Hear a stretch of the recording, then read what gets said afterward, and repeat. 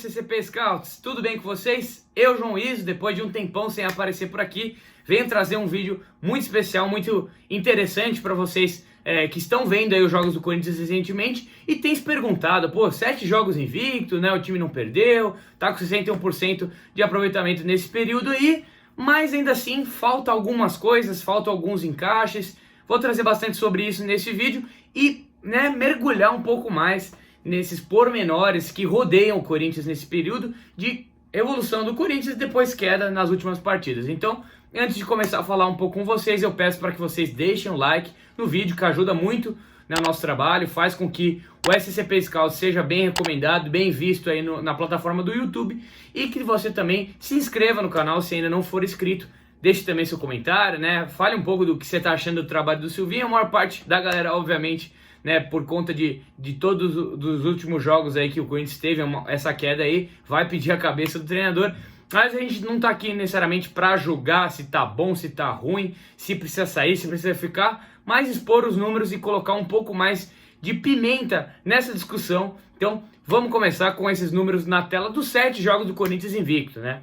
São 3 vitórias, 4 empates, com 61,9%, 62% praticamente de aproveitamento, com 8 gols marcados no período e 4 gols sofridos. Aí você vai falar, pô, não fez muitos gols, mas também sofreu pouco, né? Então a gente vai mergulhar um pouco mais nisso aí para você entender, né? Porque números básicos qualquer um tem, mas aqui no SCP Scouts vocês têm tudo o que é mais aprofundado sobre o Corinthians, beleza? Vamos continuar aqui.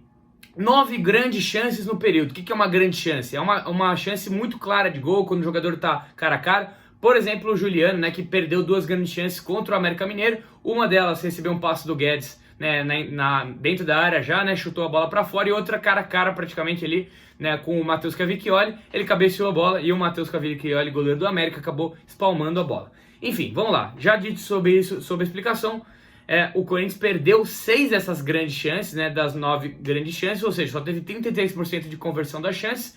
Não é lá um grande número, muito interessante. Um time que está no topo da tabela dificilmente tem uma conversão de chance baixa, né? Porque quando você tem essas grandes oportunidades, você geralmente vai acabar sentindo falta se você não convertê-las, né?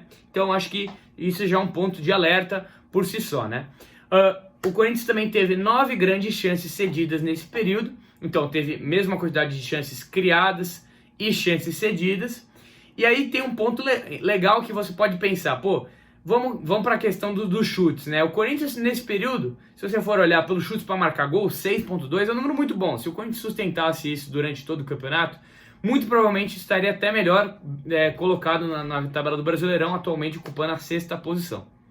Mas também você vê pela questão dos chutes para sofrer gol, que parece mil maravilhas, né? Falando pelo dado, que são 18 pontos chutes para sofrer um gol. Então, a cada quase 19 chutes dos adversários, o Cássio leva um gol. Se também mantivesse esse número, certamente o Corinthians estaria entre as primeiras colocações, para não falar primeiro e segundo, entre os 4 melhores com certeza. Esse número absurdamente alto, muito difícil de você conseguir. Em alguns períodos você consegue, mas no campeonato de regularidade é muito difícil. Então, vamos evoluindo o raciocínio, vai pensando os números aí que a gente está colocando na tela. Teve 55% de posse no período e 83 desarmes. Eu queria chamar a atenção por esse número dos desarmes, que eles vão ser importantes para entender lá na frente. 11,8 desarmes de média, tá? Então vamos agora debruçar nesses dados expositivos que eu dei aqui para vocês, para a gente conseguir entender melhor esses pormenores. Porque simplesmente colocar isso aí e falar que realmente está tudo uma beleza, os números muitas vezes vão nos enganar. Então por isso que a gente tem que interpretar os números, entender melhor o que eles têm a nos dizer, para poder evoluir no raciocínio. E o primeiro raciocínio que a gente faz é na questão dos chutes totais e chutes certos do Corinthians, e os chutes totais cedidos, os sofridos, e os chutes certos sofridos também do Corinthians nesse período aí.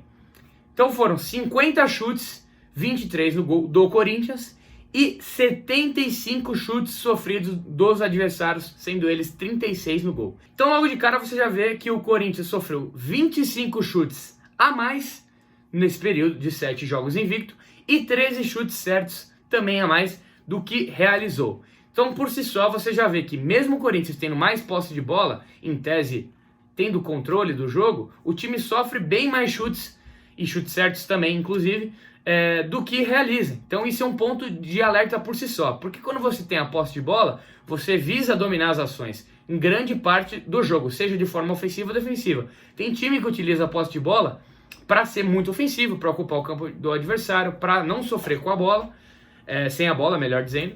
Mas também tem time que utiliza a posse de bola para ser mais defensivo. O Corinthians não faz nenhuma nem outra, porque por mais que tenha um domínio irrisório em porcentagem, porque 55% de posse ainda não é tanta coisa assim, esses 45% de posse cedidas em média acabam realmente fazendo com que os adversários cheguem muito fácil no gol do Cássio. Então a gente vai evoluindo um pouco mais nos raciocínios. Eu falei da questão da conversão de grandes chances, que é um ponto de preocupação, embora a gente tenha falado também que o time precisa de poucos chutes para marcar gol, mas aí você já começa a ver que existem algumas instabilidades no time.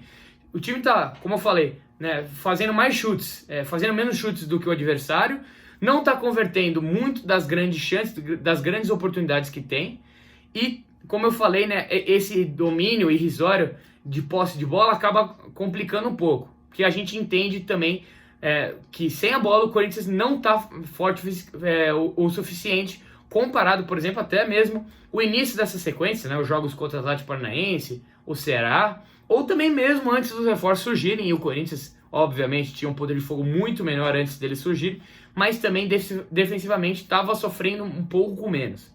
Mas agora a gente vai para um raciocínio envolvendo o Cássio. Aí você vai falar, pô, como assim o Cássio?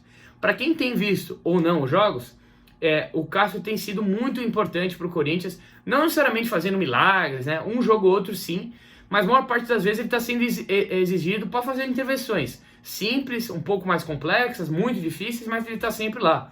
Prova disso é que o Cássio é o goleiro que mais defendeu bolas no Brasileirão. Foram 77 até o momento, ou seja, 3,6 por jogo. Ele é sempre exigido, né? Seja de fora ou de dentro da área. Tanto é que ele é o terceiro goleiro que mais defendeu bolas dentro da área. Isso é um alerta muito, muito importante. Porque muitas vezes o goleiro acaba defendendo aquelas bolas de fora da área, que não tem muita pretensão do adversário, a bola acaba sendo encaixada pelo goleiro, pelo arqueiro, de forma tranquila. Não é o que acontece com o Cássio, né? Muitas vezes ele tem que defender a bola dentro da área. Então a gente consegue ver esse número aí de 38 defesas de 77 dentro da área. Número bem preocupante, mostra que muitas vezes adversários não só estão chutando, mas estão chutando de dentro da área, que é onde tem a maior chance do Corinthians, obviamente, acabar cedendo os gols. Desses 7 jogos invicto, o Corinthians só não sofreu gols em 3 partidas e vem tomando gols a 3 jogos seguidos. Então, essa instabilidade defensiva tem sido vista nos últimos jogos. Sofreu gol de cabeça do Atlético Goianiense no final do jogo, sofreu gol no começo do jogo contra o Juventude e também contra o América Mineiro, gols até parecidos e bem no início do jogo. O Corinthians demorou muito para encaixar e entender um pouco a partida, né, nesses 2 momentos jogando dentro da Neoquímica Arena, e acabou sofrendo os gols que fizeram o time ter que correr atrás do resultado ao longo da partida. Contra o Juventude, certamente o pior jogo dessa sequência desses 7 que eu tô falando. Contra o América um pouco melhor, principalmente pelo segundo tempo, né? Desses 7 jogos invictos do Corinthians, o time teve mais posse que o adversário em 5 deles. Só não teve mais contra o Santos, na época comandado pelo Diniz, e contra o Atlético Goianiense. Acho que foi um jogo bem emblemático, né? Que o Corinthians faz o gol e depois se retranca, recua totalmente suas linhas, né? Passa a marcar praticamente um bloco muito baixo ali, e não tem nenhum tipo de escapada em velocidade praticamente depois que faz o gol, né? Dá o campo ao Atlético Goianiense, que depois de um erro do Marquinhos, que domina a bola no braço, a bola é cruzada numa falta, e aí o Zé Roberto empata o jogo já no final da partida, né? Um lance ali polêmico, né? O VAR acabou assinalando o gol do Dragão. Falando, né, nessa questão de recuar, o Corinthians sofreu mais chutes do que o adversário em 6 dos últimos 7 jogos. Esse era um ponto que eu também queria falar, só para solidificar um pouco essa questão do raciocínio dos chutes. Então, muitas vezes o que acontecia? O Corinthians fazia o gol e aguardava um pouco mais, ou a gente via um jogo mais ou menos empatado e parelho, e aí o Corinthians conseguia fazer um gol no segundo tempo, como foi contra o Atlético Paranaense, contra o Grêmio também, o próprio Atlético Goianiense, né? Então, muitas vezes o Corinthians com muito menos chutes, mesmo tendo mais posse, o que implica geralmente, né, que quando você tem mais posse, mais finalizações. O único jogo que o Corinthians teve mais chutes do que o adversário foi justamente contra o América Mineiro, e muito se deve ao fato do time ter melhorado no segundo tempo.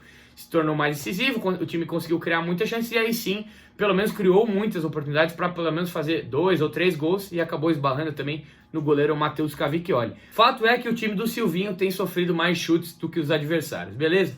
Então agora só pra gente finalizar, o que acho que muita gente tem falado é a questão do 4-1-4-1 do Silvinho, do como encaixar as peças, qual volante que deve jogar, se é o Gabriel, se é o Xavier, se é até o Cantígio, se o time tem que jogar nessa formação.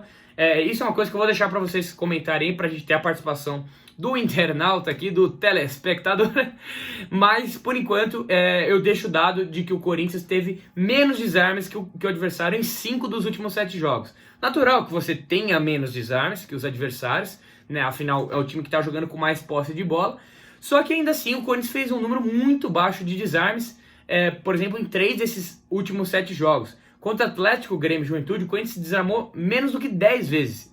E mesmo você tendo um pouco mais de posse de bola, é muito pouco esse número, é muito baixo. Contra o Juventude, que foi um time que mordeu muito o Corinthians, não deixou o time respirar quase todo o tempo na partida, foram 6 desarmes contra 21 do Juventude. Então, mais que o triplo de vezes que o Juventude acabou desarmando. E, obviamente, mesmo tendo muito menos posse de bola, o time jaconeiro, o time de Caxias do Sul, fez um jogo muito difícil contra o Corinthians, até acho que merecia a vitória naquela partida na ocasião, mas ainda assim o Roger Guedes acabou empatando o jogo ali numa qualidade individual, fazendo um gol de falta, né, lá no final da partida.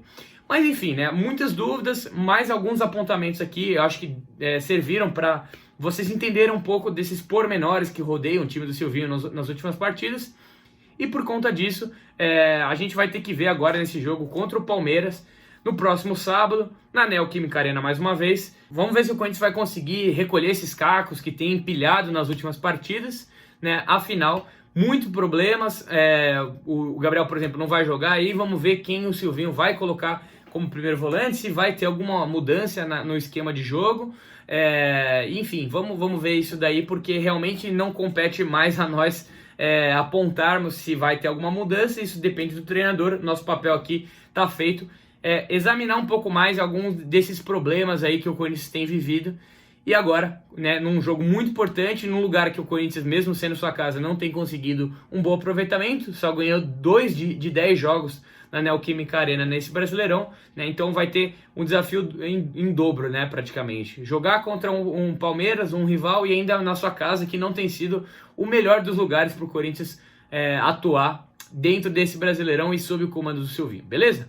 Bom, então é isso, gente. Muito obrigado para quem acompanhou. Peço mais uma vez para que você deixe o like no vídeo se você gostou. Inscreva-se no canal se ainda não for inscrito. Também deixe a sua contribuição no comentário, beleza? Valeu, eu sou o João.